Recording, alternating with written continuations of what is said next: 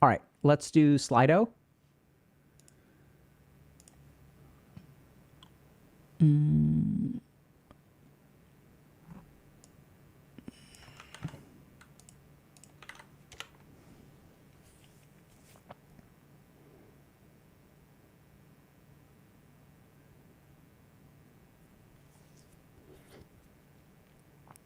Okay, so while we're waiting, so how do you personally reconcile, understand the difference and connection between conditioning as a newborn/child versus karma from past life? This is a fantastic question.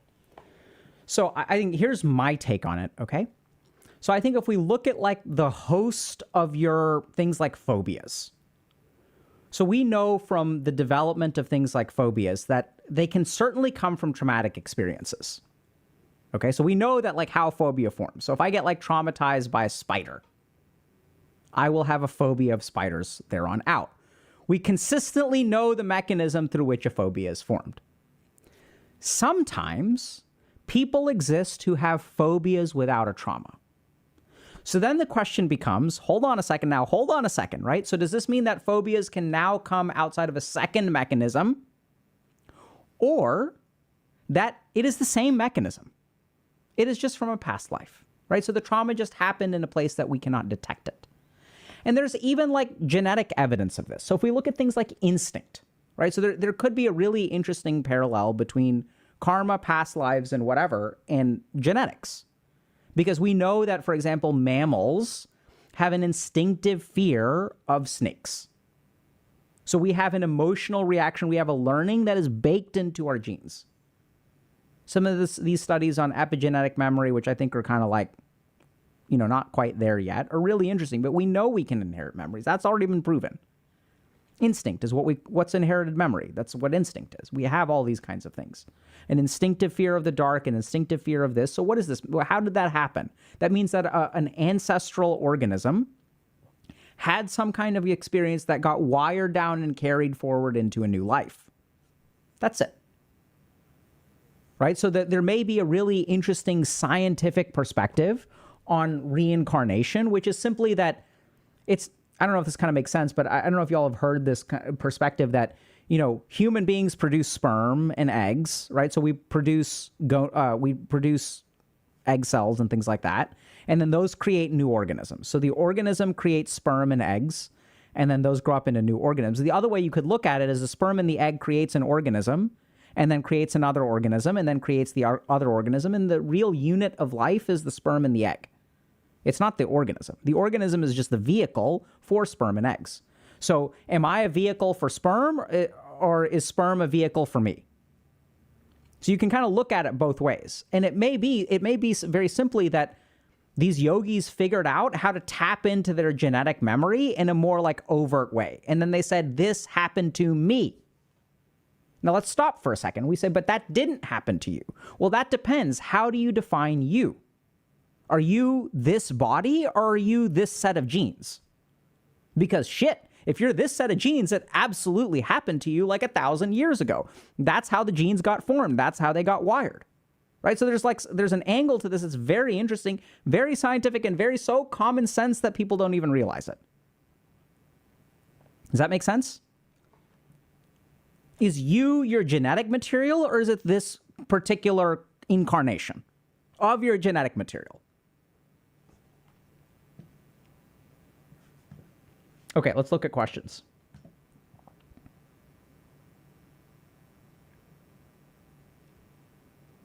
Okay, how can understanding Sanchit past lives help find our dharma, or is dharma the collection of karmic debts bound by our prarabdha circumstances from this life? It is the latter.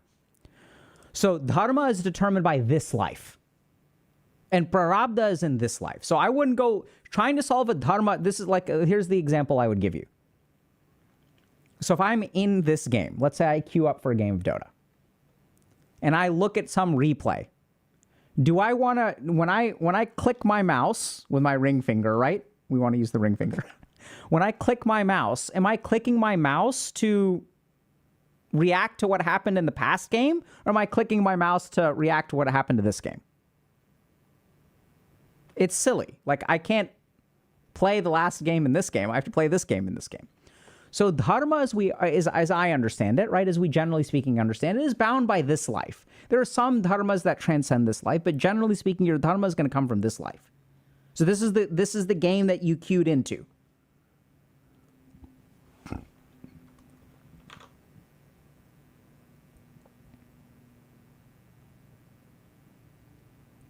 Okay. Why is being stuck in the cycle a bad thing? Why is it the ideal to strive to free ourselves from the karmic bond? That's a beautiful question. So the first thing is that there's no such thing as a good thing or a bad thing. There's just what we prefer. So there are a couple of different ways you can look at this. The first is that there was some, and this is where things kind of break down, because I think our logical brain may not be able to perceive some of the levels of intention and manifestation. I know it sounds weird, but it's the best answer I've got. But so let's understand this. It may not be a bad thing, right? So the Atman, the Brahman chose this for a reason. It stepped into this mess. So the way that I kind of understand this is like, I decide that I'm going to jump into the pool. And then I decide to get back out of the pool, but I realized, oh my God, my sunglasses were in my pocket, and then they've fallen into the pool. And then I jump into the pool to grab my sunglasses again, and then I crawl out, and oh my God, my swimsuit I left behind in the pool. So then I jump into the pool again to grab my swimsuit, and then I leave something else behind. This is how I basically understand the analogy of like karma and reincarnation. So at some point, we want to get out of the pool with all of our stuff. Now, you can make a value judgment and you can say, I don't want to do that. I want to continue enjoying what this life is. And we'll get to that in detachment, which is a very, very reasonable thing to do. The problem, generally speaking, though, is that we know that suffering comes from this whole process. It's not the process of life. It is the process of identification with life that leads to suffering. That, too, we'll get to in detachment. So it's not technically that this is bad. It's that the cycle is trapping and there's one way to get out. So you can get on a ride, right? Like you can get on a Ferris wheel and you can say, why do I want to get off the Ferris wheel? Well, why do you want to get off the Ferris wheel? You can be on it for an hour, 2 hours, 3 hours, 4 hours, 5 hours. And at some point, probably you want to get off. But maybe you don't. And maybe this is just the way that existence is. And now we've changed into this cycle of, and even the rishis will sort of say that there's the cycle of like being and unbeing that then repeats somehow. So I think it's reasonable to it's reasonable to say that this isn't, we don't want to do this. That's fine. It's okay. Relationship between karma and luck. So I think you could say that karma is luck for sure. So for example, like if I roll a set of dice, there's a very real physical process that determines how those dice land. My interpretation of it is luck, right? So there's some kind of causative factor which benefits me or doesn't benefit me. That's what we call luck. And what is it? It's karma is just cause and effect. That's all karma is. And there is a cause and effect to the way that the dice land, right? So that's karma. Now, luck is the way that we interpret it. So on one level, this interpretation, because we do sort of say that practically there are good karmas and there are bad karmas. It's better to have a good thing than a bad thing, but arguably that's not even true because I failed and part of my failure makes me who I am today. So is it really bad? So is luck even real? So luck is sort of a perception, but I would say that absolutely karma and luck from a very practical perspective are very tied. So if you have good luck, you can thank your karma. If you have bad luck, you can thank your karma. And this is where things get really interesting. Because if you thank your karma in each case, this luck happens for a reason. It's not really luck, it's intentional. The way that I want y'all to, and then we get to a very practical, even more practical perspective, is how should you relate to luck? The right way to relate to luck is to recognize that good luck and bad luck are all part of your karma and you need to grow beyond them. So if I win $1 million, what do I do with that $1 million? Because you're playing a strong card from your hand. You're using up a strong card every time you get good luck. And so what are you turning that luck into? How are you sowing that into other things? And if you have bad luck, that's stuff that you're wiping out, right? So it's like, you got to have crappy teammates sometimes when you queue up, so you just got to get them out of the way. Having a crappy teammate this game does not determine whether you have a crappy teammate next game or not. What really determines the strength of your teammates is the strength of your play. See, this is true too. All of the answers are in gaming, by the way. This is the nature of knowledge, that everything is within gaming. See, if I look around at my life and I say I have bad luck, oh my God, my circumstances are so shit, all my friends are assholes, and you queue up for a video game and you're like, my teammates are so shit. What determines the quality of your teammates? Your rank. And so what's the best reliable way to get better teammates in a video game is you need to start playing better, sowing the right karmic seeds, bearing the right karmic fruits, advancing in your life, and then people will come around you. They will coalesce around you. And then you will be at a higher rank and you will be playing at a different game. And then you can look back at the place that you used to be and you just be like, those are a bunch of noobs. But even then, when you look back at those noobs, you don't actually have ego towards them, right? You're like, yeah, like some people just don't learn and that's sad for them. And you can be compassionate. You can even teach them how to play. Just like a video game. So when we look at luck, when we look at our circumstances, when we look at our teammates, your actions will still determine what kind of teammates you have a year from now, right? So if you're surrounded by toxic people and you start setting boundaries with toxic people so that the toxic people leave and you start cultivating relationships, you put yourself out there, you make an effort to meet new people, you make an effort to be a certain kind of person when you're with them, you will cultivate new relationships, you will cultivate new friend groups. And then a year from now, you will be at a higher rank. So this is what I've observed, and it's really sad. But even when it comes to like basic human, not decency, but capability, the capability of relationships, what I find is that there are ranks in real life, just like in video games. There are people who are socially quite inept. And I don't mean like social anxiety and like, I know I'm not talking shit about y'all, but there are low rank people and high rank people, and you'll understand this. So one really good example of this is I've seen a lot of bad stuff in D&D groups. So like a lot of the worst behavior that I see is in D&D groups. A lot of lack of compassion, just like weird fucking like rape kind of stuff where it's like some imaginary world and some character wants to rape another character and like all this stupid stuff. Like all this degeneracy is in D&D. Not all D&D is bad, right? So majority of D&D is good, but I see this a lot. And these are people that aren't able to, they lack the social skills to be able to engage in normal relationships. So they get shunted down into like the low MMR. And then they go to these random like gaming areas where they can't form relationships because people don't like playing with them. Right? And you can have and then sometimes they can all get together and y'all can queue up with your fellow friends and y'all can have your murder hobos or whatever. Right? And then y'all can have a fun campaign. Like, that's okay. But I see this, right? There's absolutely a social competence. And part of what we try to do here is help y'all level up. It's not about judgment, right? So if there's a low-ranked player, we don't say that that player is bad as a person. It's just they lack particular skills. Don't judge. And then grow. And Taco Sauce is saying drugs and degenerates. Yeah, like, so we see this too. Where a lot of people will talk about, like, you know, marijuana use. And I don't think marijuana use is like, how can I say this, absolutely bad. I think there are many cases. I've had some clinical cases. Some of my friends have used it and enjoy using it and all that kind of stuff. Like, that's fine. Like, marijuana is just, it's just a thing in the world. It is neither good nor bad. But if you're not careful and you sow the wrong karmic seeds, right? We joked about this last time about what it's a deck building game. And every time you get high as a motherfucker, it's add one more of these to your deck. So you just have to be careful about the kind of things you're cultivating in life. That's the purpose of these lectures. See, we think about karma as some fantastic force that is out of our control. The big irony is it's the exact opposite. And someone asked a question about luck and karma. So this is the last thing that I'll say, is that sometimes people will attribute luck. They will think that luck and karma are the same thing. And what we mean by that is they think karma is out of their control. It's the exact opposite. The real irony is that as long as you are ignorant, you will look at your life that is of your own making and you will call it destiny. That's the problem.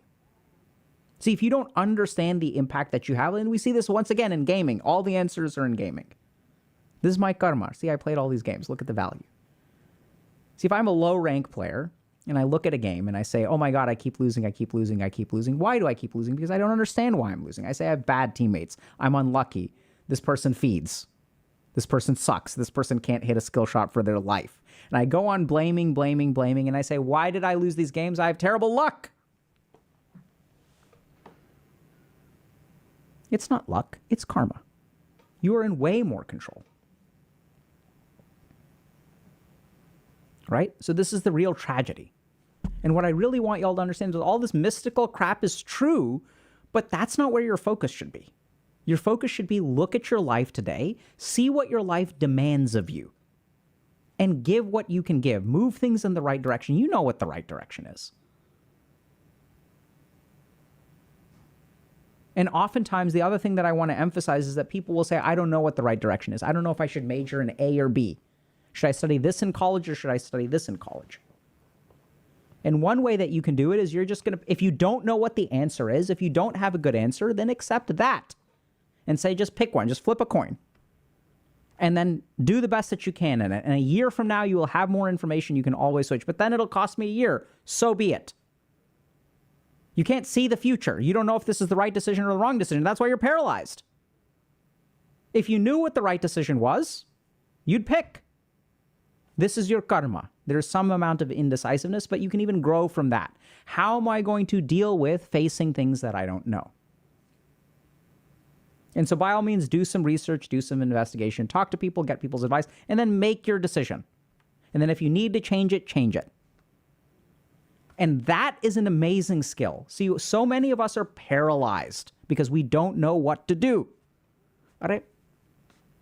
No one can predict the future. No one knows what to do. You can go for a walk today and you can get hit by a truck. You could be hit by a meteor just walking outside. So do the best that you can. Give it 100% of your effort. Pay attention to the circumstances around you and adapt. Adapt, adapt, adapt, adapt. The reason people get stuck is because the reason we don't adapt is because we carry things forward. Make sense?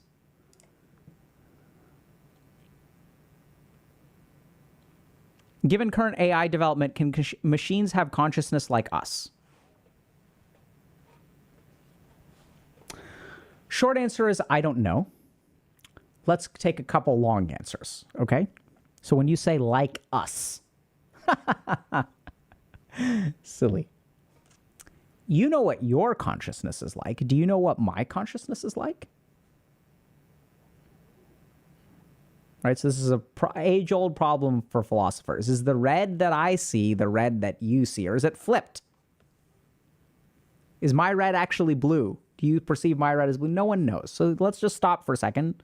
Take a big step back. Consciousness like us. You have no experience or perception of someone else's consciousness. So even us, is our consciousness the same? Who knows? Second thing is that if you look at the rishis say that the potency of your consciousness depends on the size of your perception. So as you are able to perceive more things, then your consciousness is more evolved. So yogis, these rishis and stuff will say that even rocks will have a consciousness. They just have a very, very basic level of consciousness.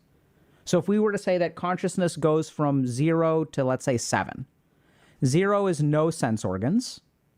And then you'll have something like an anemone. And an anemone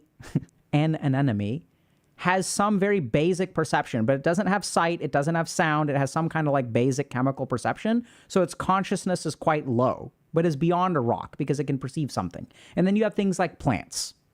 Plants can detect more things. And so the level of their consciousness is higher. And now we're discovering that plants have nervous systems. They even communicate with each other.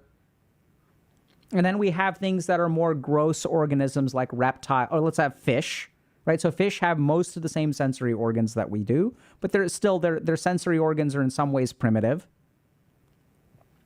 And then we have things like animals, like mammals. And then even then we have humans. And humans have capabilities of perception that are not just physical. So we can also perceive. There's very interesting research on this. So like there's research on volition, which is how do human beings act?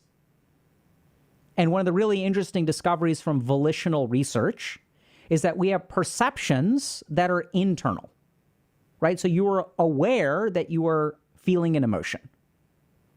So if we look at the difference, like, but hold on, Dr. K, what's the difference between a cow and a human being? Because we all have the same gross sensory organs. We have the same external sensory organs, but our internal sensory organs may be different.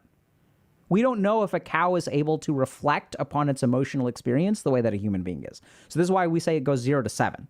So 0 is nothing, and there's some weird primitive senses. Then there's our 5 sensory organs that we normally consider, and then there's some things above that, right? And this is where we kind of complete the thing with the weirdness. So then as you evolve in meditation, as your consciousness evolves, you begin to perceive other things. You develop something like an intuition, or even some people will think I'm telepathic and things like that. So your powers of perception will increase. You're able to see things in a way. You'll be able to see the influence of karma. I can see karma in things. I can see their karmic thing. Right? It's hard to describe. Right? It's like trying to explain a sense to someone who doesn't have it. You can see it too. It's not that fancy. It just looks normal. But you'll understand.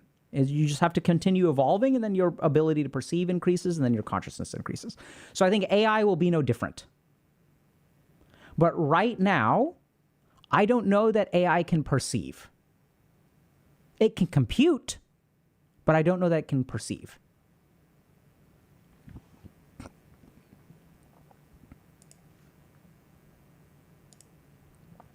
Why do people get mental illness from a karmic perspective? What a great question.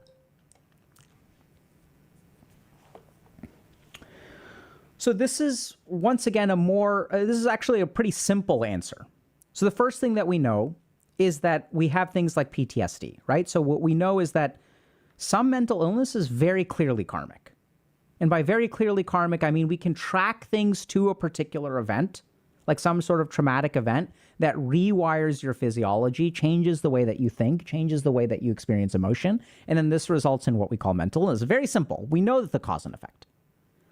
Then there are stranger connections, not stranger, but let's say longer term connections, right? So more distal. So proximal means close by, distal means further away.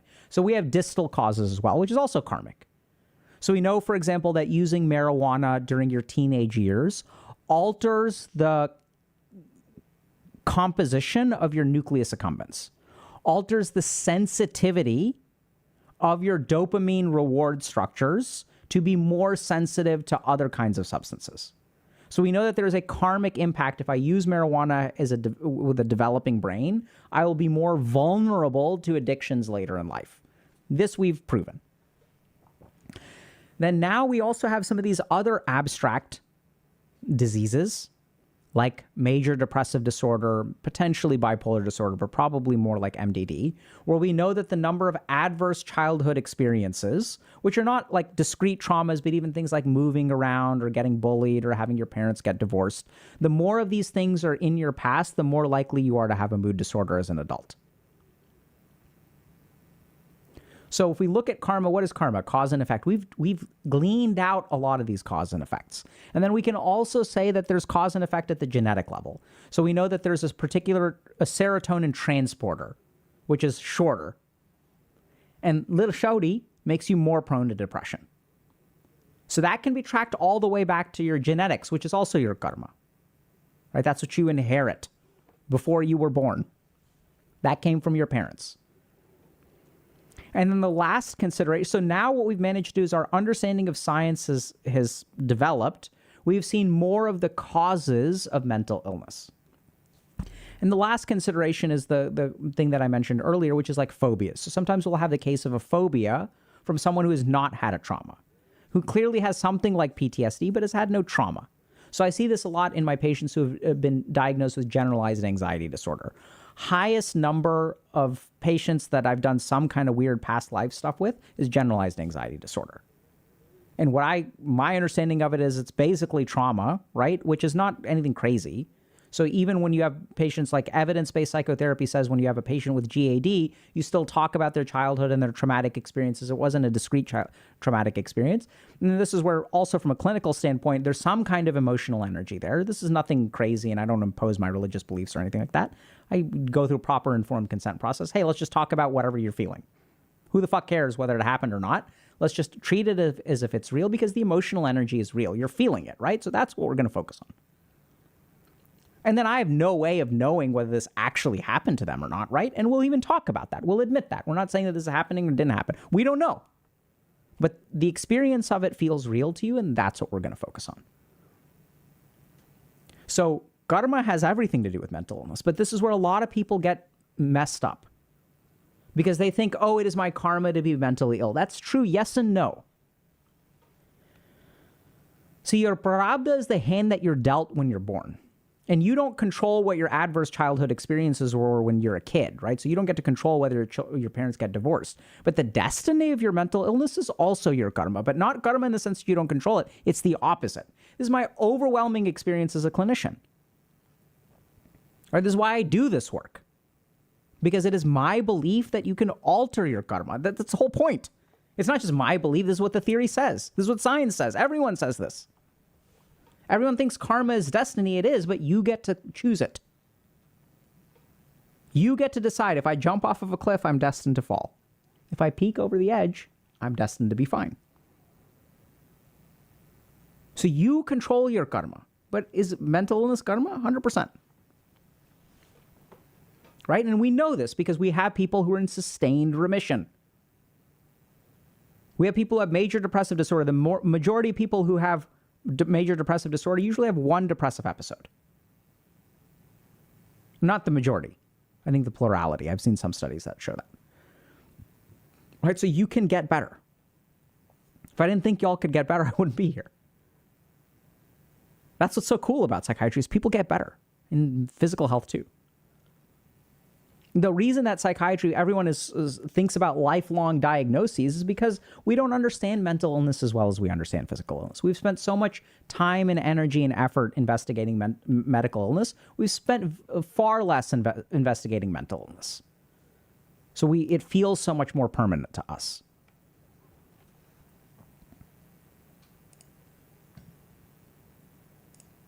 Oh, there's a question about deja vu. Yeah, so my take is that deja vu is probably some kind of karmic impression from a past life. That's my take. I don't really know. But see, deja vu, it fits the criteria, right? So deja vu is spontaneous. So I don't know exactly. There's other perspectives on deja vu too. One is just that you're connecting with your Atman, and your Atman was omniscient. So it knew what was going to happen. And so you're just connecting with your prior future seeing self. Right? So that's another option. So I think about all these options. I don't know some of these answers, but yeah, I think deja vu is somewhere in there.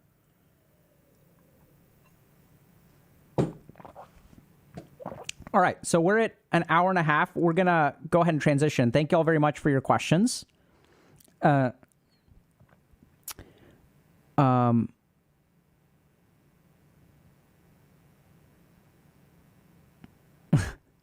These are such good questions.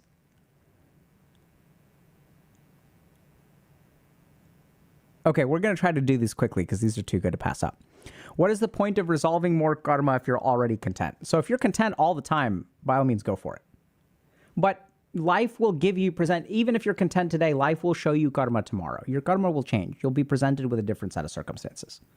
But if you're content every day, that's the whole point. So if you're content every day, then you're doing it right because you're not accumulating new karma. Then things will continue happening to you and you just receive it and you remain tranquil. You receive it and you remain tranquil. You receive it and you remain tranquil. You act in the way that you need to. You resolve whatever needs to be done inside your tranquil. Then you'll be moksha. That's the goal. You're doing it right. Okay? Next thing, do we change genders between lives? 100%. Not even between lives. Apparently nowadays people do it within one life.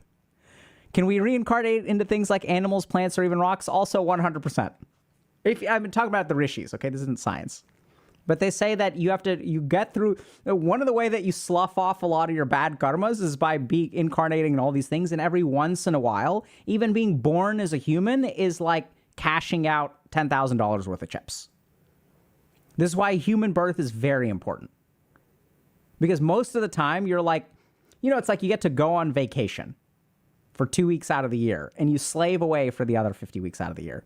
From a reincarnation perspective, if you look at the literature, right? So these are like these yogic texts and stuff, Upanishads. They say that like basically you're working for 50 weeks and then 2 weeks you get human birth. That's the equivalent of going on vacation. So you really have to make the most of it. The other cool thing is that during vacation, if you do your vacation right, it extends for 2 more weeks. And if you do that right, it extends for 2 more weeks and 2 more weeks and 2 more weeks until you're always in vacation. Yeah, these practical questions we can absolutely answer. You mentioned you have a ton of karmic debt that you're paying off through Healthy Gamer. Can you speak more to that? Sure.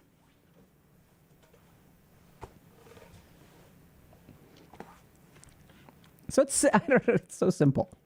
I don't even know how exactly that is. So we look at my life. What are the different ways to interpret it? Right? So here I am helping lots of people. Who knows? Lots, maybe 10. So when I look at my life, what is the direction of my karma? The direction of my karma, I had these difficulties. I had these opportunities. I put those all together and Dr. K was born. And there's all kinds of other things that I've considered. So Healthy Gamer is not like that. I mean, we're big, but we're not like that big. We don't try to be that big. So I look around at other people who do things like start companies and things like that, and they try to grow, right? They're like bigger is better. If we make $10 million this year, we want to make $20 million next year. And if you have 1 million subscribers, you want 2 million subscribers, and you want this, and everyone is just on this autopilot of growth and more. So I was looking at my life and I was thinking and I was getting into that too, right? So that starts to happen, that conditioning happens. You take a step back and it's like, hold on a second, what the fuck are we doing here? Right? So sit, stop, breathe, look at your surroundings. So when I tell y'all to do this, why? Because this worked for me. And then I realized, oh my God, I'm helping so many people. So there's 2 ways to interpret this. One is I'm so great. And one is, holy shit, I owe a lot of people.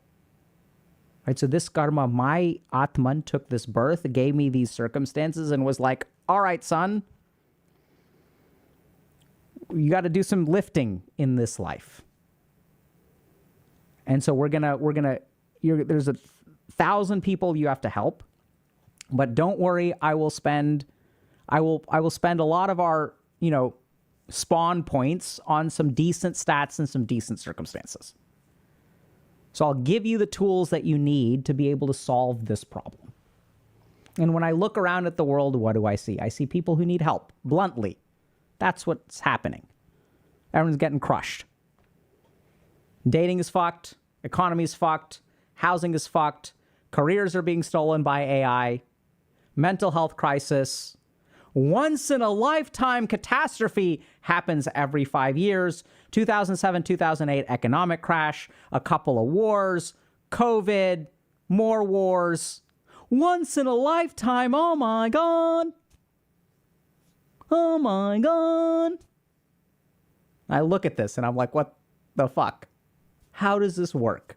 Someone's got to move in the opposite direction. And this isn't someone's got to move in the opposite direction like this person is a hero.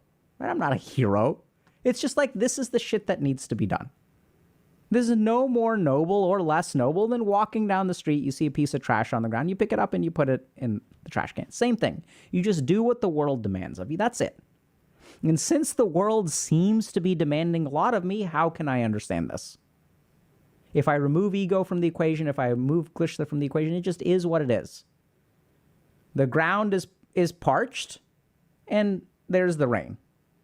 People need stuff. I happen to have some idea of how to help, right? And even then, I don't know if I'm actually helping or not.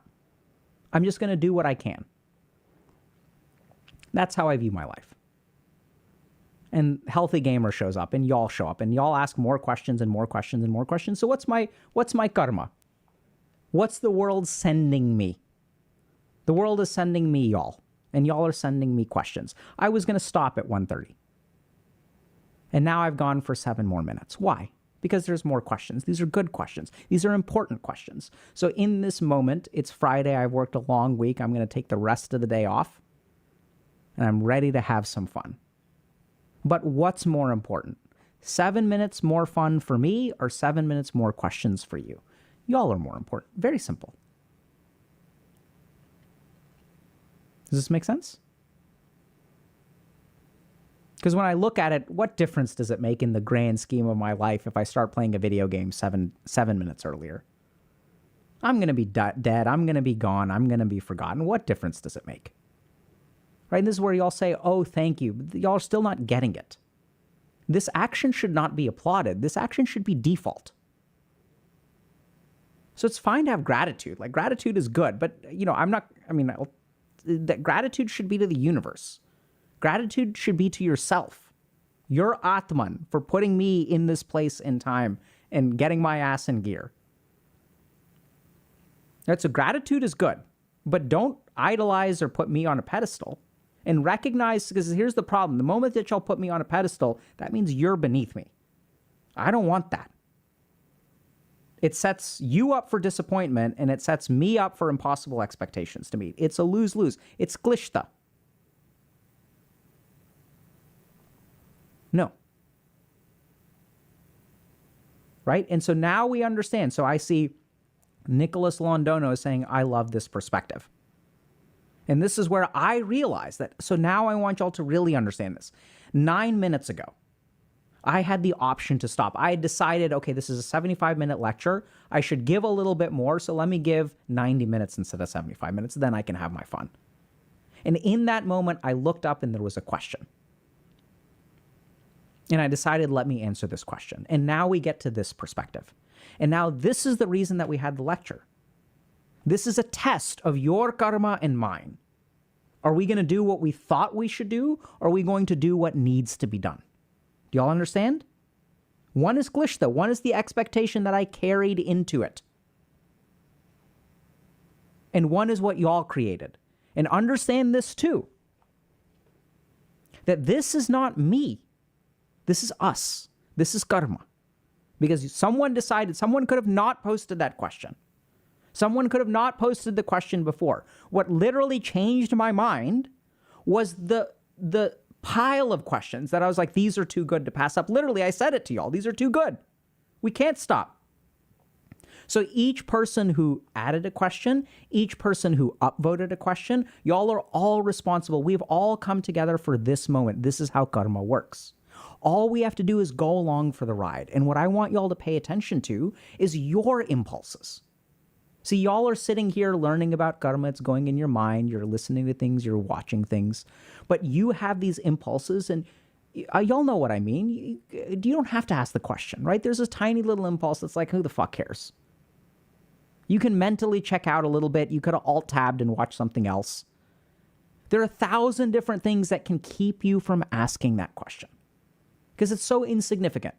Most of them don't get answered anyway. Exactly.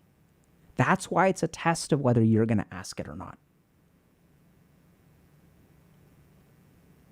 And even this moment, I did not have this understanding until, who's this guy?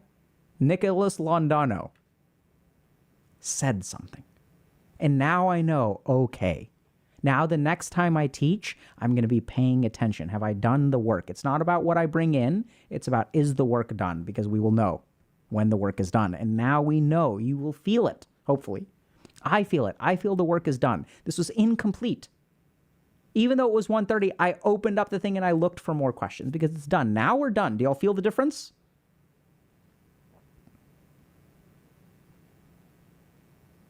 Feel the difference? We're finished. Enough for today.